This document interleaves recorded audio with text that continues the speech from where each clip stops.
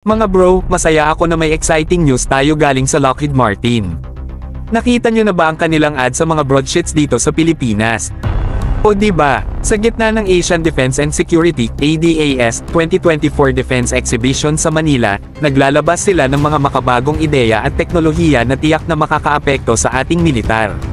Lockheed Martin, ang mga powerhouse na nasa likod ng S-70i Black Hawk at C-130J30 Super Hercules, ay hindi nagpapahuli.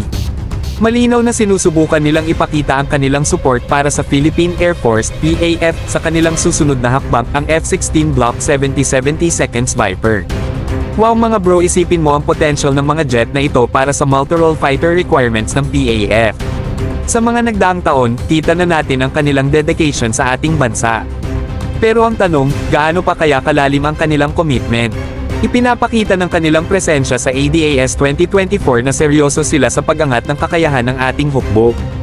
Dapat lang na mas bigyang pansin ito ng gobyerno, kasi ito na ang pagkakataon na makakuha tayo ng modernong fighter jets. Ang F-16 Viper mga bro, ay hindi lang basta-basta. Ito ay sikat sa buong mundo at tiyak na magiging malaking asset sa ating air defense. Kaya isipin mo, sa sobrang potential ng jet na ito, ang Philippine Air Force ay magiging competitive at ready sa mga hamon sa ating rehiyon. Makikita natin ang malaking pagbabago sa ating air capabilities kung makuha natin ang mga ito. Ang tunay na halaga ng partnership na ito ay hindi lang nakasalalay sa pagbili ng equipment.